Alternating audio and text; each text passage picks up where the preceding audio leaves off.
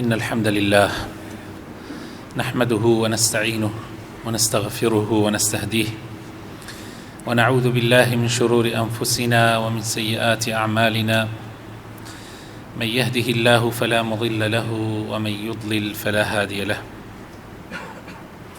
وأشهد أن لا إله إلا الله وحده لا شريك له وأشهد أن محمدًا عبده ورسوله يا أيها الذين آمنوا اتقوا الله وقولوا قولا سديدا يصلح لكم أعمالكم ويغفر لكم ذنوبكم ومن يطع الله ورسوله فقد فاز فوزا عظيما أما بعد فإن أصدق الكلام كتاب الله بەڕاستی باشترین كلامي خۆی پەروەردگارەکە لە قورآنی پیرۆزە ئەی فەرمێو وخير الهدي هدي محمد صلى الله عليه وسلم وباشترين ريبازي محمد مختار صلى الله عليه وسلم ريبازي أو پێغەمبەرەیە کە پەیامی خوای بە جوانترین شێوە ڕاگەیاند بە مرۆڤایەتی وشر الأمور محدثاتها وخرابترین ڕێگا و ڕێباز ئەو ڕێگا و ڕێبازانەیە کە زیادە ئەخەنە سەر دینەکەی پێغەمبەر صلی الله عليه وسلم یا کارێکەکەن پێچەوانەی ڕێبازی پێغەمبەری خوایە صلی الله عليه وسلم وكل محدثة بدعة وكل بدعة ضلالة وكل ضلالة في النار هەموو داهێنراوێک لە ئاینی خوای پەروەردگارە لە بنەما سەرەکیەکانی خوای پەروەردگارە بەتەئکید ئەبێ بە زیادە و بیدعە و خوای پەروەردگار پێی خۆش نییە پێغەمبەرەکەی پێی ڕازی نییە و هەر کەسێکیش لەسەری مصر بێ و بەردەوام بێ تا ئەمرێ خوا پەنامەندە هەڕەشەی ئاگری جەهەنەمی لێ کراوە. خۆشەویستەکان موسڵمانە بەڕێزەکان، پیاوێک لە کۆمپانیایەک ئیشەکە لای پیاوێکی دەوڵەمەند. ئەم پیاوە خاوەنی دایکێک و خاو خێزانێک کە تازە پێکەوە نا چەند ساڵێکە پێکەوە نایەتی یەکەوە.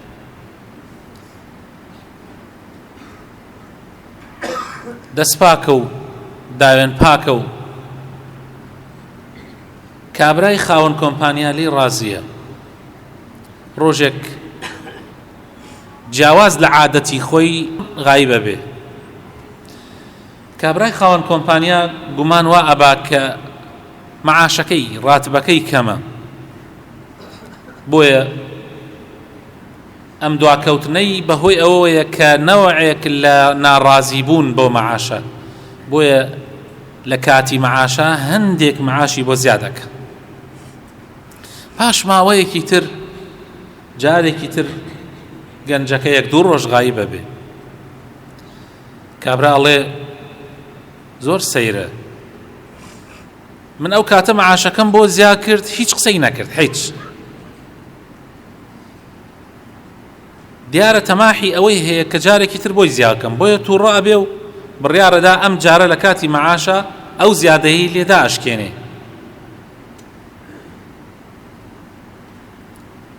کە دێتەوە ڕاتبەکەی پێدا بە هەمان شێوە هیچ ناڵێ. کابرا بانگێکات پێ ئەڵێ تۆ زۆر سەیری، ئەو جارەی کە لە کاتی مەعاشە هەندێ زیاغم بۆ خستیتە سەر مەعاشەکە، تۆ هیچت نەوت. من وا گومانم برد بۆیە دواکەوتووی لەبەرەوەی حەزت کرد مەعاشەکەت زیاغکەم، بۆیە ئەو زیاغم خستە سەری، بەڵام تۆ هیچت نەوت. دوای ئەوە جارێکی تر غایب بووی، وتم دیارە ئەمە فێر بووە و بۆیە غایبات لێ ئەدا کە عادەتی خۆی وانە بووە، بۆیە هەم من مەعاشەکەی بۆ زیاغکەم جارێکی تر، بەڵام کە کەمم کردەوە تۆ هەر هیچت نەوت. وتی وەڵڵاهی قوربان ڕاستیەکەیت ئەوێ غایببوونی جاری یەکەم خێزانەکەم کەوتە مستەشفا و کاتی مناڵبوونی بووی، کە مناڵی بوو تۆیش لە کاتی ڕاتبت بۆ زیاکردتم. ئەمە دیارە ڕزقی خوای پەروەردگارە بۆ ئەو مناڵە، بۆیە ڕازی بووم بە بەشی خوای پەروەردگار و دڵخۆش بووم. جاری دووهەمی غایببوونەکەم دایکم وەفاتی کرد.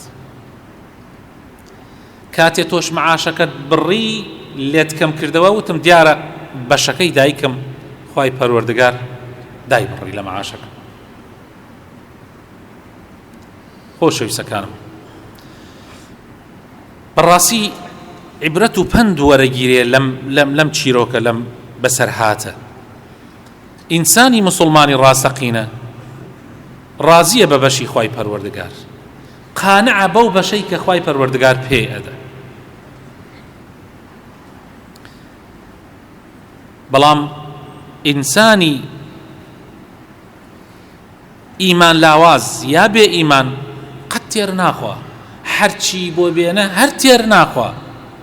ئەو کەسانەی کە تێر ناخۆن ئەوان وا ئەزانن ژیانی دنیا بەوە خۆشە بێ کە تۆ زۆرترت دەستکەوێ، بەڵام نازانن ژیانی دنیا خۆشیەکەی بەڕازیبوون و قەناعەتە.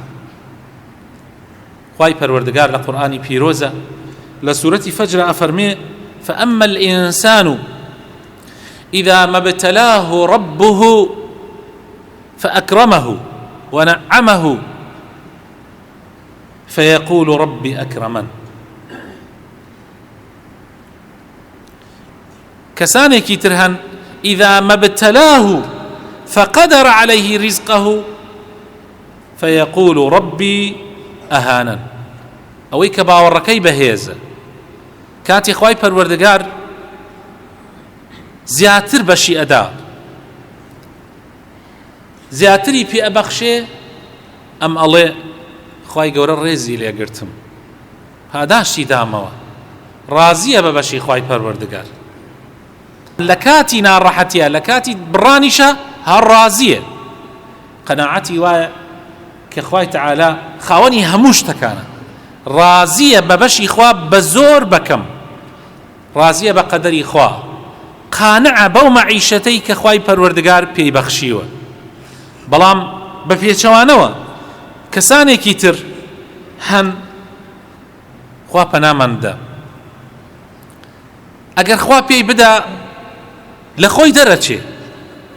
کەسانێکی تر هەن ئەگەر خوای پەروەردگار زیادی پێ بدا سوبحان الله لە ڕێگای زۆر جار لە ڕێگای خراپەیە بەکاری دێنێ، زۆر جار شانازی پێوە ئەکا ئەڵێ ئوتیته على علم، ئەڵێ من بە علم و زانست و کۆشش و هەوڵی خۆم دەسم کەوتووە، بەڵام نازانێ خەڵکانێکن زۆر زیاتر لە ئەم هەوڵ ئەدەن بەڵام دەستیان ناکەوێ و لە حاڵەتێکی زۆر خراپان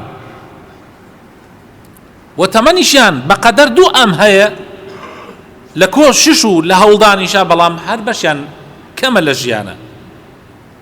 بەڵام ئەم خۆی لێگۆڕاوە کاتی خوای تەعالا زیادەی پێدا بۆ ئیمتیحان و تاقیکردنەوە ئەم یەکسەر خۆی لێگۆڕێ.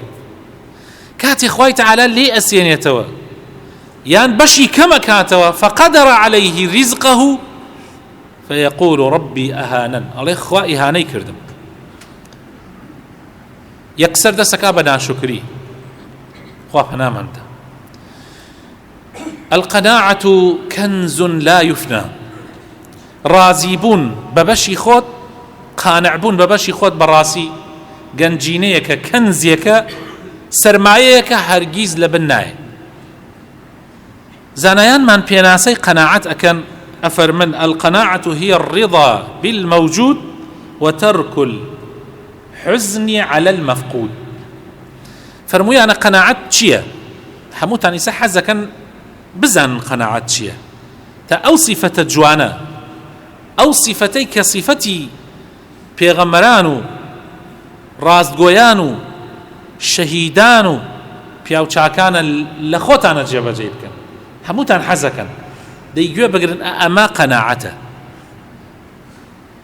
قەناعەت هي الرضا بالموجود، ئەوەیە کە ئینسان ڕازی بێ بەوەی کە هەیە، بەوەی کە مەوجودە، وترك الحزن على المفقود، ئەوەشی کە تیاچ و واز بێنی لە غەمباری بۆی، ئەوەی کە لە دەست چوو هی تۆ نییە، قراری خوا وایە لە دەست بچێ زۆر غەمی بۆ مەخۆ زۆر خەفەتی بۆ مەخۆ هەوڵ بدە هەنگاو هەڵبگرە بۆ ئەوەی لە داهاتووە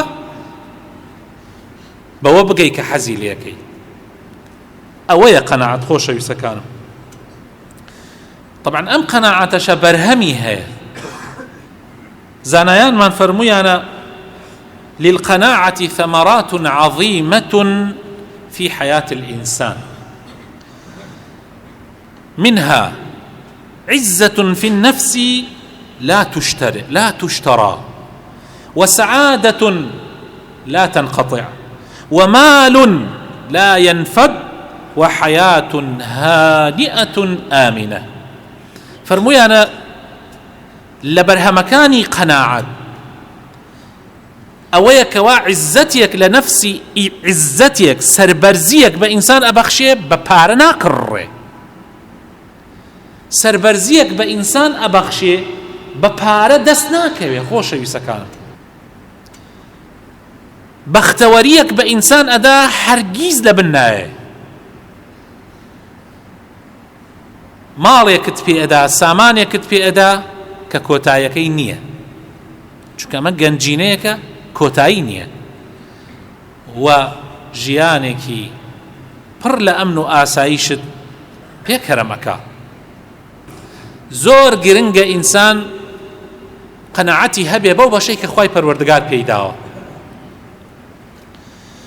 خوای تەعالا لە قورئانی پیرۆزە ئەفەرمێ من عمل صالحا من ذكر أو أنثى وهو مؤمن فلنحيينه حياة طيبة ولنجزينهم أجرهم بأحسن ما كانوا يعملون أو كساني جنب يا بياوبن كاري شاكا أكنوا لكاتك أكخوانش إيمان دارن خوي تعالى حياتي طيبان بنصيبك حياتي طيبة زانيان من أفر من أيرنا ولا إمام علي ولا عبد الله كري عباسة وكحياتي طيبة يعني قناعة خوي تعالى قناعتي عن فيها بخشي وقناعتي شخوا بهر كسي بخشي خوشوي سكانم بختورترين كسا بويا خوشوي سكانم كسي إيمان دار هر بيش أوي بمري وبرا بو قيامت بو بهشت جياني خوي أكا ببهشت وأزاني زور جوان معاملة هالسكوت لقل دنيا يبكى بو قناعتيك هيتي في غمري خوشويسمان صلى الله عليه وسلم أفرمي قد أفلح من أسلم ورزق كفافا وقنعه الله بما آتاه حديثك إمام مسلم غير إمام مسلم شيء جرنوا في غمري خواه صلى الله عليه وسلم لحديثك صحيحة أفرمي سرفراز بو هركسي إيماني هنا بلام لقل إيمانك يا خواهي تعالى رزق روزيكي بيبدا كقناعتي بيبكى خلقية إيمان تيريا مسلمان أبي بس قناعتي نية جا سرفراز هركسي إيمان بينيو قناعتي هبي رزقك أوني هبي كقناعتي بيبكى و دەست لە خەڵک پان نەکاتەوە زەلیلی ژێر دەست خەڵک نەبێ یەکێ لەو دوعایانەی کە زۆر جار پیا و چاکان کردویانە داوایان لە خوا کردو خوا زەلیلی ژێر دەستی نامەردیان نەکە زۆر دوعا بکەن خۆشەویستەکانم بڵێن یا ڕەبی خوایە ئەوەنە قەناعەتمان پێ بدەی ئەوەنە ڕزق و ڕۆزیمان پێ بدەی پێی ڕازی بین زەلیل نەبین بۆ کەسانی نامەرد بۆ کەسانێک کە شایستە نین ئێمە دەستیان لێپان کەینەوە یا داوایان لێ بکەین لەسەر ئەمە پێغەمبەری خوا صلی الله عليه وسلم خوا پەروەردەی کرد پێغەمبەری خوا صلی الله عليه وسلم داوا لە خوای پەروەردگارەکە ئەفەرمێ اللهم اجعل رزق آل محمد قوتا پێغەمبەری خوا صلی الله عليه وسلم زۆر داوا ناکە لە خوای تعالی دەوڵەمەندیکە و ئەگەر بشزانن پێغەمبەری خوا صلی الله عليه وسلم دوای ئەوەی کە ئیسلام بوو بە دەوڵەت و زۆرێک لە وڵاتان زەکات و سەروەت و سامانیان ئەنارد بۆ پێغەمبەری خوا صلی الله عليه وسلم بەڵام پێغەمبەری خوا صلی الله عليه وسلم کە وەفاتی کرد قەرزاری کابرایەکی جوولەکە بوو. یعنی دائیمەن داوای لە خوا ئەکرد کە خوایە ئەوەنەم پێ ببەخشی کە زیاد نەبێ، مەشغوڵی ببم، و ئەوەنەش نەبێ کە زەلیلم بکە بۆ خەڵکانێک کە مستحق ئەوە نین کە ئینسان داوایان لێ بکە. لەسەر ئەم بەرنامەیە پێغەمبەری خوا صلی الله علیه و سلم ئەصحابەکانی پێ ئەگەیان. حەکیم بن حیزام صحابەی پێغەمبەر صلی الله علیه و سلم خۆی ئەیگێڕێتەوە لە حەدیثێکە کە ئیمامی بوخاری و مسلم تەخریجیەکەن. ئەفەرمن حەکیم فەرمووی ڕۆشتمە خزمەتی پێغەمبەر صلی الله علیه و سلم لە کاتێکا کە یعنی پارەیەکی زۆر ئەهاتە بەیت المالەوە، داوام کرد ئەی پێغەمبەری خوا هەندێکم پێ ببەخشە. ئەڵێ پێغەمبەر صلی الله علیه و سلم هەندێک پارەی پێدا. دوای ماوەیەکی تر هەم چوومەوە حەزمە کرد زیاترم هەبێ، هەر داوام لە پێغەمبەری خوا کرد دووبارە کە پێم ببەخشە. پێغەمبەری خوا صلی الله علیه و سلم پێیدام. جاری سێم چوومە خزمەتی وتم ئەی پێغەمبەری خوا هەندێکم پێ بدە. ئەفەرمێ پێغەمبەری خوا صلی الله عليه وسلم فەرمووی يا حكيم إن هذا المال خضيرة حلوة فمن أخذه بسخاوة نفس بورك له فيه ومن أخذه بإشراف نفس لم يبارك له فيه وكان كالذي يأكل ولا يشبع اليد العليا خير من اليد السفلى. فرمووی أي حكيم بەڕاستی پارە خۆشەویستە لە دڵی ئینسانە، سەوزە و جوانە و دڵی ئینسان ڕائەکێشێ، هەموومان حەز لە پارە ئەکەین، خۆ ئەو تەبیعەتەی لە گیانمانە دروست کردووە. حەکیم ئەگەر پارە ئینسان هاتە دەسی بەبێ ئەوەی تەماحی هەبێ پێی، بەبێ ئەوەی خۆی بۆی زەلیل کە، بەبێ ئەوەی ڕێگا ناشەرعیەکان بگرێتە بەر، ئەمە شتێکی باش، شکری خوا بکە کە خوای تەعالە پارە و موڵکێکی پێداوە، بەبێ ئەوەی زەلیلی بنوێنێ بۆی، بەبێ ئەوەی بخاتە ناو دڵیەوە.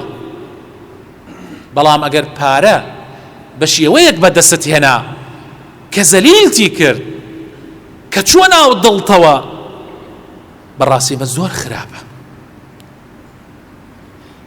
ئەمە وەکو کەسێک وایە هەر ئەخوا و تێر ناخوا، جار جار مەسەلەن ئاوی ئاواکەت ئەگۆڕێ بێ بە ئاوێکی شۆر، هەرچەند ئەخۆیتەوە هەر تێر ناخۆیتەوە خەریکە زگتە تەقێ. ئەو جۆرە کەسانە، نمونەی ئەو جۆرە کەسانەیە. جا ئەمجا پێغەمبەری خوا صلی الله علیه و سلم فەرمووی حەکیم دائیمەن دەستی سەرەوە لە دەستی خوارەوە باشترە. دائیمەن تۆ لەو کەسانە بە کە ئەبەخشی، نەک لەو کەسانە بە کە دەست پانەکەیتەوە لە خەڵکی. ئەفەرمێ سوێنم لە بەردەمی پێغەمبەری خوایە خوارد، وعدم بە پێغەمبەری خوا دا کە ئەمە ئاخر جارم بێ لە ژیانە داوای پارە لە خەڵک بکەم. سبحان الله. ئەفەرمێ پێغەمبەری خوا وەفاتی کرد، هەرگیز بۆ پارە جارێکی تر نەچوومە خزمەتی پێغەمبەری خوا صلی الله علیه و سلم. ئەبوو بەکر بوو بە خەلیفە، معاشی بڕیەوە بۆ مسلمانان و معاشی ئەمیشی تیا بوو. ئەفەرمێ هەرگیز وەرم نەکرد. ئیمامی عومەر بوو بە خەلیفە دوای ئیمامی ئەبوو بەکر، 10 ساڵ عومەر خەلیفە بوو، داوای لەم پیاوە ئەکرد کەوا بێ معاشەکەی وەربگرێ، وەرم نەگرت. حتا ئیمامی عومەر مسلمانانی کۆ کردەوە، فەرمووی مسلمانان ئەوە ئیتر من ئێوە شایەت بن لە قیامەتە، من معاشەکەی ئەم پیاوە ئەم پیاوە نایەوێت. حتا وەفاتی کرد دینارێکی لە کەس وەرنەگرت. خۆ ژیان ئەبڕێتەوە، ئەگەر وەرشی بگردایە هەر ئەبێ بمردایە. بەس چەند سەربەرزیە بۆ ئینسان ئەوە ئەگەر حەکیم وەری بگردایە ئاوا ناوی دەرنەئەکرد، نەئەبوو بەو سەحابەیە کە ئەمە بیکەین بە نمونەی قەناعەت.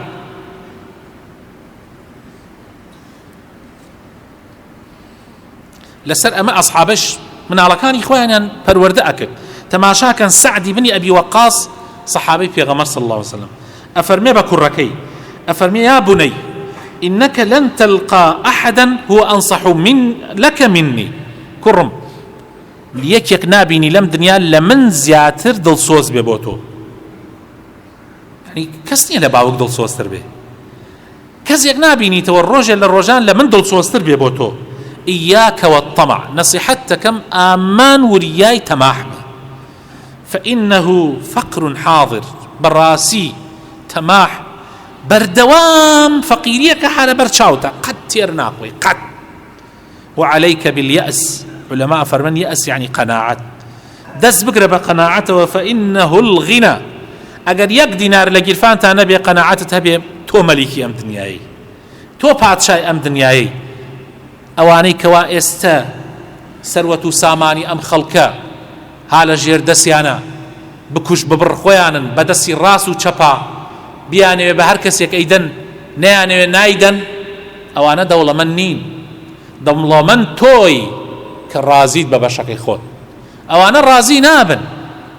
في غمري خواص الله صلى الله عليه وسلم عجيبة ابن بني آدم، هنيك لبني آدم كان هرچی پێ بدەی هەتێر ناخوا. تەنانەت ئەگەر کێوێک ئاڵتونی هەبێ بیر لەوە ئەکاتەوە کێوێکی تری هەبێ، نابینن خەڵکانێک هەیە قەت تێر ناخۆن، خۆی تێرەخوا و فول ئەبێ ئەمجا بیرەوە کاتەوە مناڵەکەشی لە جێی خۆی هەر بڕوا هەر تێر دەی مناڵەکەی دی ئەمجا بیر لەوە کاتەوە کوڕی کوڕەکەی بێ ئیتر هەر تێر ناخۆن. ئەوێ حتا قیامەت خۆی ئەمرێ بیر لەوە کاتەوە هەر وەرەسەکەی ئەو خاوەنی هەموو شتێ بن. سبحان الله، عجيبة. مرۆڤ زۆر سەیرە. چی وامان پێەکە قەناعەت بین؟ یعنی دوو خاڵ و کۆتایی پێدێنین و تارەکەمان. یەک ئینسان بۆ ئەوەی قەناعەتت بۆ دروست بێ ئەبێ ڕازی ببی کە خوا خۆی ڕەزاقە، ئەبێ ئیمانت وابێ کە خوا ڕەزاقە. وما بكم من نعمة فمن الله. تەنانەت خۆشەویستەکانم ئەوەی کە دراوە بە کەسانێک کە ئیمڕۆ بەڕاستی تر خۆیان بە هەموو شتێک ئەزانن وا تەسەوڕ نەکەی کە ئەوە زۆر خوا خۆشیانی وێ. بەخوا ئیمتیحانێکە بۆ ئەوان. من و تۆش کە جاری وا هەیە یعنی نانی ئەو ڕۆژەمان لەوانەیە دەست نەکەوێ، ئەویش هەر ئیمتیحانە. لەوانەیە خوا تۆی زۆر خۆشتر بوێ لە کەسانێک کە هەیانە یاخوا پیانی داوە. بۆیە وما بكم من نعمة فمن الله. بۆیە هەر نیعمەتێکت هەیە با بزانی ئەمە هی خوایە، شکری خوای پەروەردگاری لەسەر بکە و منەتی کەسیش هەڵمەگرە. بابزان خۆشەویستەکانم نەگبەتی ملەتی ئێمە، نەگبەتی ئەو کەسانەی کە ئەمڕۆ خۆیان بە موسڵمان ئەزان و من ضمنهم لە ناویشیانە ئەهلی مزگەوت ئەوەیە کە خەڵک وا ئەزانێ ئەو ڕاتبەی کە هەیەتی ئەو دوو فلسەی کە بۆ بڕاوەتەوە وا ئەزانێ منەتی فڵانە کەسە، بۆیە زەلیل ئەبێ بۆی سەری بۆ شۆڕەکە ئامادەیە هەموو ناشەرعیەت بکە لە پێناوی ئەوە، بەڵام نازانێ وەهی خوایە، خوا ئەوی مسەخەر کردە، واللهی خوایە. دوو دائما لە دنیاە خۆشەویستەکانم سەیری کەسانێک بکەن کە لە ئێوە کەمترن بۆ مەسائلە دنیایەکان. پێغەمبەری خوا صلی الله عليه وسلم فەرمێ انظروا إلى من هو أسفل منكم. تەماشای کەسێک مەکەن لە تۆ بەرزتر بێ، دوایی نیعمەتەکانی خوات لەبەر چاو کەمە بێتەوە. برایە خەڵکێک هەیە ئێستا سیاری باشیان هەیە، ماڵیشیان هەیە و خانوویشیان هەیە، بەس سبحان الله چونکە چاوی لە خەڵکی ترە، هەر سیارەیەکی بێ دائیمەن هەیە یەکێک لەو زیاتری هەیە، جوانتری هەیە، هەر دائیمەن چاوی لە ئەوە. خۆمان یعنی خۆمان سەیری خۆمان بکەین. ئێمە ڕۆژێک لە ڕۆژان لە چی خۆناغیەکا بووین، لەوانەیە پاسکیریش نەبوو بێ سەرکەوینتیایە، سەیرەکەی هەر بیرمان کرد ئای یەکێکمان ببینایە پاسکیلی هەبوایە، لەوە چی مامتە کەی ڕۆژێ بواە منش پاسکیلێکی ڕێکۆپێکم بواە. خاوەن پاسکیل کە ئەبێ بە خاوەنی پاسکیل بیر لەوە کاتۆ کە یەکێک ماتۆڕ ڕێ هەبێ، کابرای ئەبوو ماتۆڕ بیرەکاتۆ ئەڵێ فڵانەکە سیارەیەکی هەیە هەر بەس شوار تایی بواە و من هەم بواە، سیارەیەکە بەس شوارتایە بواە، خۆم و مناڵەکانم سەرکەوتایان جا سەفرەیەکمان پێ بکردایە، ئەبێتە خاوەن سیارە ئەمجا بیر لەوە کات بەخوا ئەم سیارەی تازەتر بواە، سیارەی تازەتر بیر لە سیارە هەرتیە هەر براینە ئەگەر بڕۆی تەماشاکەی ئیلا یەکێکێ لەسەرەوەی تۆیە. بۆیە قەت قەناعنا ئەوە وای کردووە مرۆڤ ناشکر بێ و قەناعەت نەکە، بەڵام ئینسانی ئیماندار ڕازیە بەو بەشەی کە خوا پێی داوە. یا ڕەبی خوای ڕازیمان بکەی بەو بەشەی کە پێمان داوە، یا ڕەبی ئیسلاحی حاڵمان بکەی، یا ڕەبی ئیمانمان سەلامەت کەی، یا ڕەبی دوورمان خەیتەوە لە ناقانع بوون، یا ڕەبی خوایە بۆ خاتر ناوە جوانەکانی خۆت، بۆ خاتر ئیسمی عەظەمی خۆت دامەزرامان بکەی لەسەر دیندارەتی، لەسەر ئیسلامەتی، یا ڕەبی خوایە بۆ خاتر ناوە جوانەکانی خۆت، بۆ خاتر ئیسمی عەظەمی خۆت، یا ڕەب العالەمین شیفای ئەو نەخۆشانەمان بدەی کە داوای دوعای خێریان لێ کردوین، یا ڕەبی شیفای نەخۆشی هەموو مسلمانان بدەی، یا ڕەبی هەر کەسێک گوێی لە موتارەیە و نەخۆشە خوایە شیفای بدەی، یا ڕەبی خوایە ڕەحم بە مردوەکانمان بکەی، یا ڕەبی خوایە گیراوەکانمان دەرباز بکەی، یا ڕەبی خوایە بۆ خاتر ناوە جوانەکانی خۆت هەر مسلمانە دوعایەک لە ناو دڵایەتی حەزەکە، داوایەک لە ناو دڵایەتی حەزەکە من دوعای بۆ بکەم، یا ڕەبی خوایە ئەو داوایی بۆ جێبەجێ بکەی، خێری دین و دنیای تێ بخەی بۆی، یا ڕەبی وڵاتمان پارێزراو بکەی، لە دەستی زاڵەممان مەحفوظمان بکەی، یا ڕەبی ڕزق و ڕۆزیمان بۆ ئاسان بکەی، یا ڕەبی خوایە لەبەر خاتر ڕزق و ڕۆزی با زەلیلی هیچ کەسێک نەبین، زەلیلی ژێردەستی هیچ نامردێک نەبین، یا ڕەب العالەمین. ئامین ئامین.